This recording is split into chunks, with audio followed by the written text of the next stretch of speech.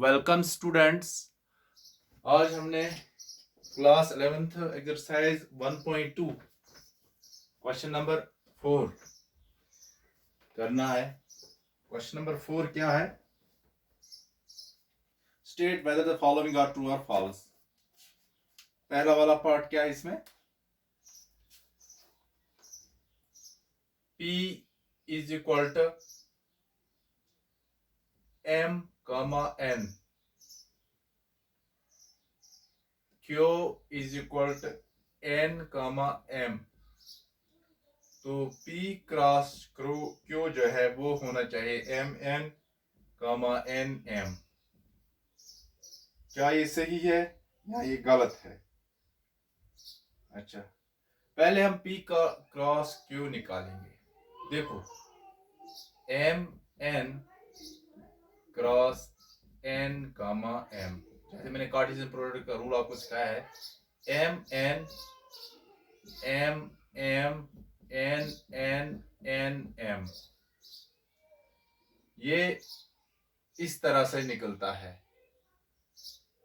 P cross Q MN एक, MM दूसरा, NN दूसरा, NM तीसरा। ये इसका मतलब ये दो चीजें जो इसने दिखाई है MN, NM, ये फॉल्स है। इतना ही नहीं है, ये 4 है। इसका मतलब इसका आंसर यहां पर फॉल्स हो गया, ये ठीक नहीं है। दूसरा पार्ट क्या है इसका? दूसरा पार्ट, अगर A और B दो नॉन एम्प्टी सेट हैं, A and B are non empty sets, तो उनका ऑर्डर पेयर जो है वो x side belong to B और x y belong to A होना चाहिए। जैसे ये A और B तो नॉन एम्प्टी सेट थे, इसका पहला वाला B के साथ बिलोंग, Y के साथ बिलोंग। ये गलत है, क्योंकि जो ये x है ना, ये A से बिलोंग करना चाहिए और Y जो है ना B से बिलोंग करना चाहिए, as per the definition of the Cartesian product. Therefore it is also false. Now part third. Part third क्या है इसमें? If A is equal to 1 2, अगर A 1 2 के बराबर है और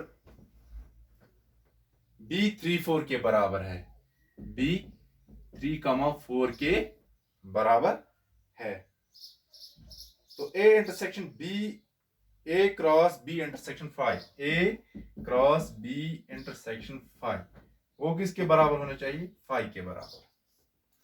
A क्रॉस B इंटरसेक्शन 5 वो 5 के बराबर होना चाहिए। अच्छा, पहले हम देखेंगे B इंटरसेक्शन 5, ये वाला B इंटरसेक्शन 5, ये 5 के बराबर होता है। तो A क्रॉस B इंटरसेक्शन 5 की जगह 5 देंगे, तो कार्टेशियन प्रोडक्ट का किसी नल के साथ, किसी भी सेट का कार्टेशियन प्रोडक्ट नल सेट के साथ, वो तो नल ही आएगा। अब इसके बाद question number 5। Question number 5, A है हमारा -1, 1। ये बहुत ही इजी क्वेश्चन है। हमें A क्रॉस A ढूंढना है, तो कैसे आएगा? A cross A। It is too easy. -1, 1 cross -1, 1। इसी तरह से क्रॉस -1, 1। हाँ, तो ये देखो, पहले वाला एलिमेंट क्या आएगा? -1, -1, -1। और दूसरा क्या आएगा? -1, 1। इसी तरीके से इनके बराबर 9 एलिमेंट निकलेंगे। लास्ट वाला जब आप करते जाओगे, लास्ट वाला इसमें आएगा 1, 1, 1। ये बहुत ही इजी क्वेश्चन है, क्वेश्चन नंबर 5। अब इसके बाद क्वेश्चन नंबर 6। क्वेश्चन नंबर 4 और 5 आप नोट कीजिए, स्क्रीनशॉट उठाइए। अब question number 6,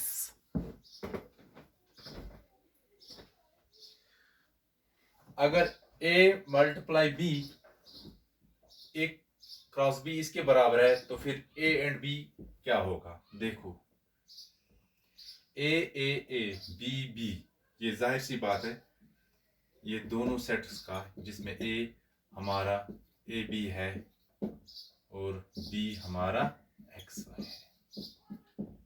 it was very easy question. Question number 7, अगर ए 1 2 के बराबर है, ए है 1 और 2, बी है 1 2 3 4, B is 1 2 3 and 4, C is 5 6, 5 6, D is 5 6 7 8, 5 6 7 8। तो हमने क्या प्रूव करना है? फर्स्ट वाला A cross B intersection C is equal to A cross B intersection A cross C। देखो, तो उसके लिए पहले हमने A cross B intersection C solve करना है। A cross B intersection C। देखो, पहला वाला LHS अगर हम लेंगे A cross B intersection C, A क्या है हमारा 1 2, इसका इंटरसेक्शन करेंगे क्रॉस इसका B इंटरसेक्शन C के साथ।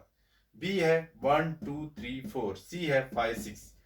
इनमें क्या मिलता है? 1 2 3 4 अलग, 5 6 अलग, इसमें कुछ नहीं आता है, तो ये 5 आएगा। किसी भी सेट का कार्टेशियन प्रोडक्ट नल सेट के साथ वो तो नल ही आएगा। फिर right hand side, right hand side क्या है? A cross B, A cross B intersection A cross C।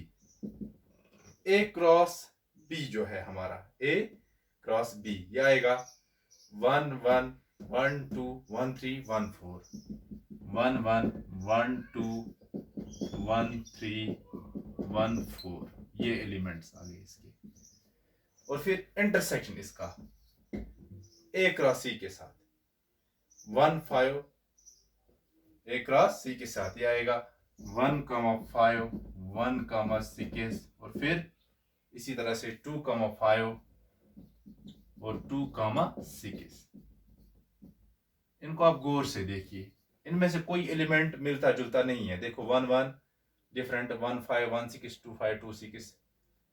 इनका इंटरसेक्शन जो है ना, वो ये इंटरसेक्शन वाला सिंबल ये भी 5 आ गया।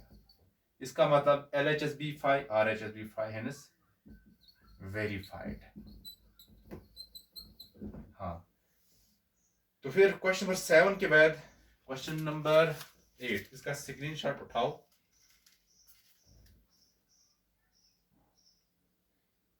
हाँ, क्वेश्चन नंबर 8,